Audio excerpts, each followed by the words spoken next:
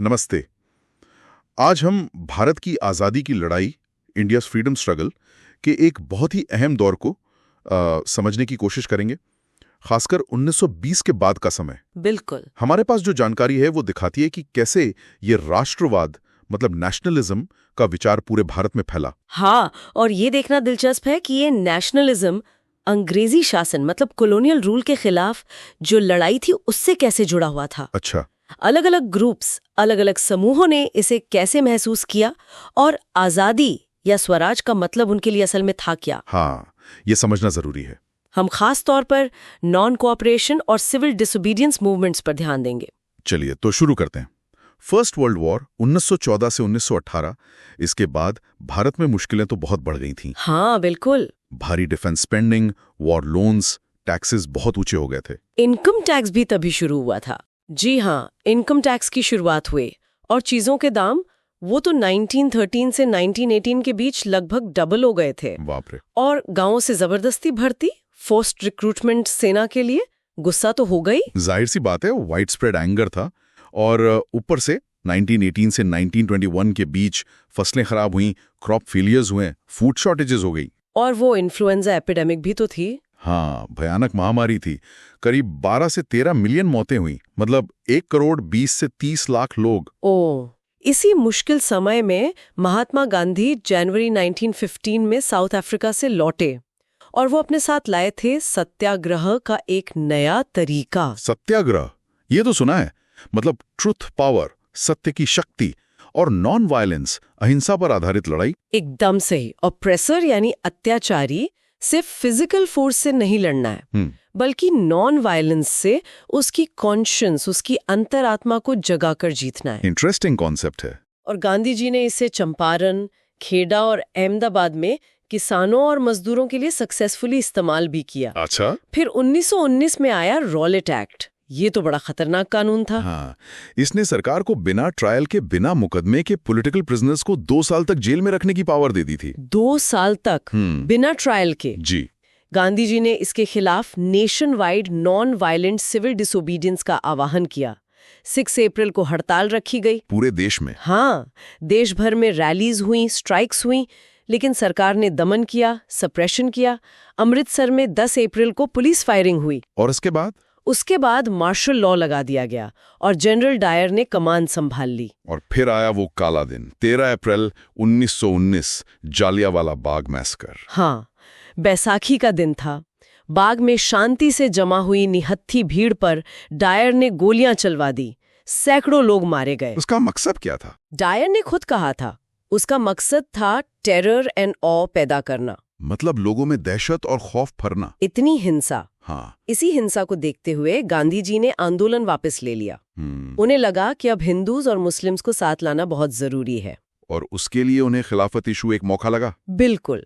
खिलाफत इशू असल में वर्ल्ड वॉर 1 में जो ऑटोमन एम्पायर हारा था, उसके खलीफा जो इस्लामी दुनिया के आध्यात्मिक नेता थे, उनकी शक्तियों को बचाने से जोड़ा था। अच्छा। बॉम्बे में मार्च 1919 में खिलाफत कमेटी भी बनी थी शायद। हाँ, बनी थी। गांधी जी ने इसे हिंदू मुस्लिम यूनिटी के एक बड़े अफसर के रूप में देखा। तो उन्होंने इसे नॉन कोऑपरेशन से जोड़ा। जी। सितंबर 1920 में कैलकाटा कांग्रेस सेशन में गांधी जी ने नेताओं को मना लिया कि खिलाफत के समर्थन और स्वराज के लिए नॉन कोऑपरेशन मूवमेंट शुरू किया जाए। उनकी किताब हिंद स्वराज 1909 का आइडिया भी तो यही था कि ब्रिटिश रूल भारतीयों के कोऑपरेशन से ही चल रहा है। एकदम, कोऑपरेशन बंद तो रूल खत्म, ये बेसिक आइडिया था। तो मूवमेंट के स्टेजेस क्या थे? क्या करना था लोगों को? पहला था टाइटल्स लौटाना जो अंग्रेजों ने दिए थे। फिर civil services, army, police, court, schools, इन सब का बॉयकॉट करना। और फॉरेन गुड्स का बॉयकॉट। हाँ, वो तो बहुत अहम था। विदेशी चीजों का बहिष्कार। इसे दिसंबर 1920 के नागपुर कांग्रेस में फॉर्मली अडॉप्ट किया गया। और ये शुरू कब हुआ? जनवरी 1921 में। हाँ, जनवरी 1921 में।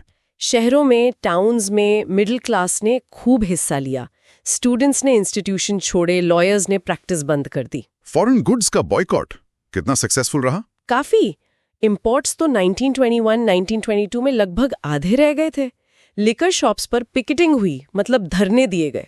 लेकिन ये शहरों में धीमा पड़ गया था, है ना? हाँ, धीमा पड़ गया।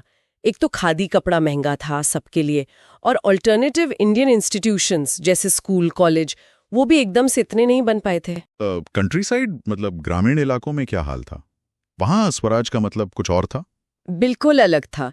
जैसे अवध में बाबा रामचंद्र के नेतृत्व में किसानों ने हाई रेंट्स और बेगार यानी फोर्स्ड लेबर के खिलाफ आवाज उठाई। और वो आंध्रा के गुडिम हिल्स वाले राजू? हाँ, ओल्लूरी सीताराम राजू, वो गांधी जी से प्रभावित थे, पर उन्हें लगता था कि आजादी फोर्स के इस्तेमाल से ही मिलेगी। उन्होंने ट्राइबल पेजेंट्स के साथ मिलकर फॉरेस्ट लॉज और बेगार के खिलाफ एक मिलिटेंट गोरिल्ला मूवमेंट चलाया। और असम के प्लांटेशन वर्कर्स?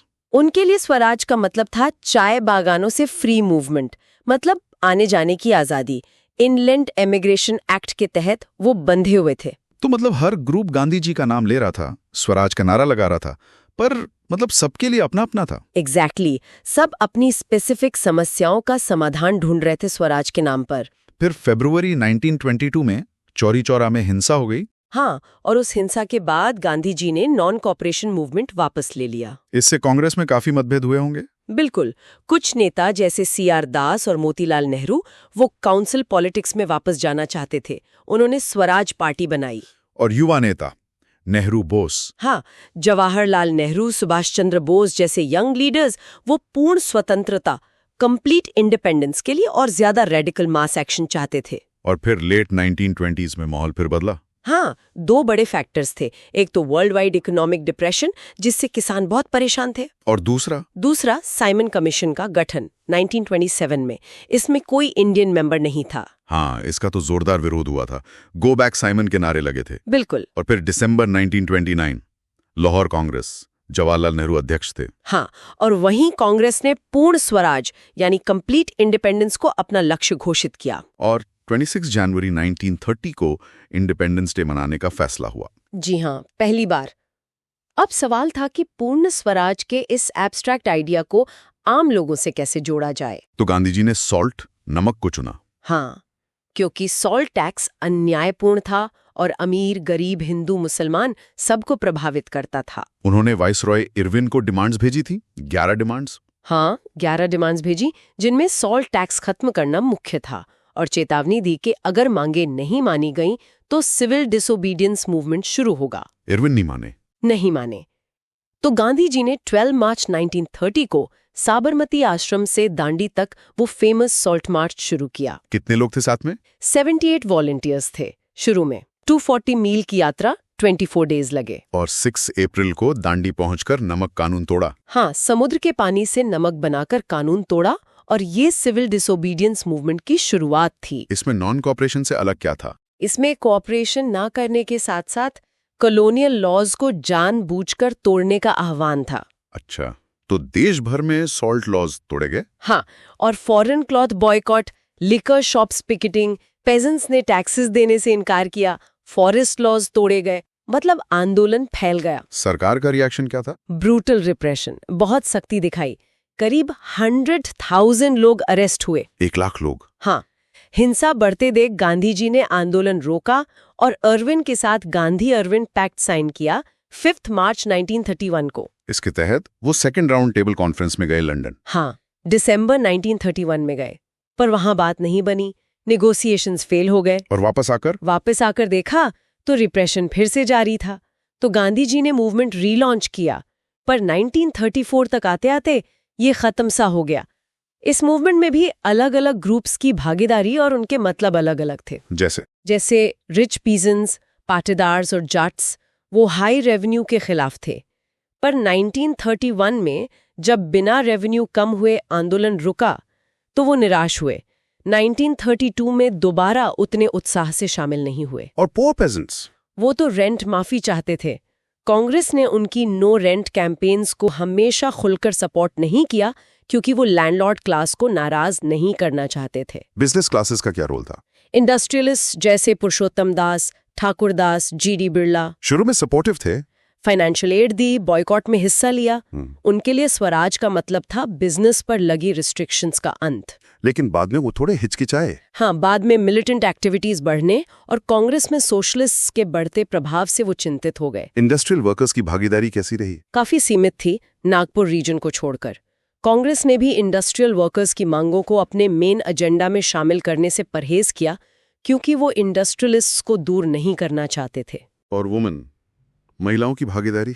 महिलाओं ने बहुत बड़े पैमाने पे भाग लिया, मार्चेस में, पिकेटिंग में, जेल जाने में, पर कांग्रेस ऑर्गेनाइजेशन के अंदर लीडरशिप रोल्स में उनकी संख्या बहुत सीमित रही। और इस मूवमेंट की कुछ सीमाएं, लिमिट्स भी थीं, जैसे आपने कहा दलित्स का मुद्दा। हाँ, ये एक बड़ी लिमिट थी। दलित्स अपने पॉलिटिकल एम्पावरमेंट के लिए रिजर्व्ड सीट्स और सेपरेट इलेक्टोरेट्स की मांग कर रहे थे। Doctor B R. अम्बेडकर ने ये मांग जोर शोर से उठाई। गांधी जी इसके खिलाफ थे, सेपरेट इलेक्टोरेट्स के। हाँ, उन्हें लगता था इससे समाज और बंट जाएगा। उन्होंने फास्ट अनटू डेथ भी किया। आखिरकार पूना पैक्ट हुआ सितंबर 1932 में। उसमें क्या तय हुआ? उसमें रिजर्व्ड सीट्स तो मिली प्रांतीय और केंद्रीय विधान परिषदों में, पर जॉइंट इलेक्टोरेट के तहत सेपरेट इलेक्टोरेट्स नहीं मिले। इससे दलित मूवमेंट कांग्रेस से कह सकते हैं आशंकित रहा। और मुस्लिम्स, उनका क्या रुख था? मुस्लिम्स का भी एक बड़ा तबका आंदोलन से कुछ अलग थलग महसूस कर रहा था। नॉन कॉपरेशन मूवमेंट के खत्म होने के बाद से एलियनेशन कुछ बढ़ गया था। क्यों? कई कारण थे। कांग्रेस का हिंदू महासभा जैसे संगठनों के ज्यादा करीब दिखना, बीच बीच में हुए कम्युनल रायट्स और फ्यूचर असेंबलीज में रिप्रेजेंटेशन के सवाल पर असहमति। जिन्ना की 14 पॉइंट्स वाली बात। हाँ, मोहम्मद अली जिन्ना का एक प्रपोजल था रिप्रेजेंटेशन को लेके, जिसे कांग्रेस ने रिजेक्ट कर दिया था। इससे भी दूरियां बढ़ीं। सर मोहम्मद इकबाल ने भी 1930 में मुस्लिम्स के लिए सेपरेट इलेक्टोरेट्स की जरूरत पर जोर दिया था, उनकी डिस्टिंक्ट आइडेंटिटी को बनाए रखने के लिए। तो इतने सारे डिविजन्स थीं, अलग अलग ग्रुप्स, अलग मांगें, मतभेद, फिर भी एक कलेक्टिव बिलोंगिंग, एक सामूहिक अपनेपन का सेंस कैसे बना, एक नेशन होने का भाव? हाँ, ये बहुत जरूरी सवाल है। शेयर्ड स्ट्रगल मतलब साथ मिलकर लड़ने का जो अनुभव था वो तो था ही, पर उसके अलावा कल्चरल प्रोसेसेस ने भी बहुत अहम भूमिका निभाई। कल्चरल प्रोसेसेस जैसे सिंबल्स और इमेजेस का इस्तेमाल, भारत माता की इमेज, बंकिम चंद्र चट्टोपाध्याय का गीत वंदे मातरम, अवनींद्रनाथ टैगोर की बनाई पेंटिंग, ये सब। हाँ, ये तो है। और फोकलोर, लोक कथाएं, गीत। बिल्कुल, नेशनलिस्ट्स ने लोक कथाओं, गीतों को इकट्ठा करना शुरू किया। रविंद्रनाथ टैगोर बंगाल में, नेटेसा शास्त्री मद्रास में। इससे एक नेशनल आइडेंटिटी और प्राइड बनाने में मदद मिली। फ्लैग्स कभी इस्तेमाल हुआ, झंडों का? हाँ, स्वदेशी मूवमेंट के टाइम एक ट्राई कलर फ्लैग बना था। फिर गांधी जी ने स्वराज फ्लैग डिजाइन किया, रेड, ग्रीन, व्हाइट, बीच में स्पिनिंग व्हील, चरखा। ये एकता और डिफाइंस के प्रतीक बने। और हिस्ट्री को रीइंटरप्रेट करना, इतिहास की नई व्याख्या। हाँ, ब्रिटिश लोग दिखाते थे कि इंडियंस पिछड़े हैं, खुद शासन नहीं कर सकते। इसके जवाब में नेशनलिस्ट्स ने इंडिया के ग्लोरियस एंशिएंट पास्ट को हाईलाइट किया। कला, विज्ञान, गणित, धर्म, संस्कृति, व्यापार में भारत की उपलब्धियां। लेकिन इसमें एक दिक्कत भी थी शायद। हाँ, दिक्कत ये थी कि ये रीइंटरप्रिटेशन कई बार हिंदू सेंट्रिक हो जाती थी। मतलब हिंदू अतीत और प्रतीकों पर ज्यादा जोर होता था। इससे दूसरे समुदाय, माइनॉरिटीज खुद को एक्सक्लूडेड महसूस कर सकते थे। तो अगर हम सब समेटें तो भारत में नेशनलिज्म का उदय और आज़ादी की लड़ाई कोई सीधी सिंपल कहानी नहीं थी। बिल्कुल नहीं थी। कांग्रेस ने एकता बनाने की कोशिश तो की, पर अलग अलग ग्रुप्स की अपनी उम्मीदें थीं, अपनी ज़रूरतें थीं, और स्वराज के मायने भी सबके लिए अलग अलग थे। हाँ, और अगर हम इसे बिगर पिक्चर में देखें तो यूनिटी और कॉन्फ्लिक्ट, एकता और टकराव, ये साथ साथ चले। एक नेशन शायद ऐसे ही बनता है, बहुत सारी आवाज़ों के संगम से। आवाज़ें जो आज़ादी तो चाहती हैं, पर जिनके रास्ते, जिनके मतलब, जिनकी मंजिलें थोड़ी अलग अलग हो सकती हैं। आज के लिए बस इतना ही। बहुत सी बातें साफ हुई, और जाते जाते सोचने के लिए बस एक सवाल छोड़ जाती हूँ। जरूर। क्या एकता, यूनिटी का मतलब हमेशा मतभेदों, डिफरेंसेस को मिटाना ही होता है, या फिर एकता का मतलब ये है कि अलग अलग आवाज़ों और आकांक्षाओं को तमाम मुश्किलों के बावजूद एक बड़े लक्ष्य के लिए साथ काम करने का तरीका खोजना है?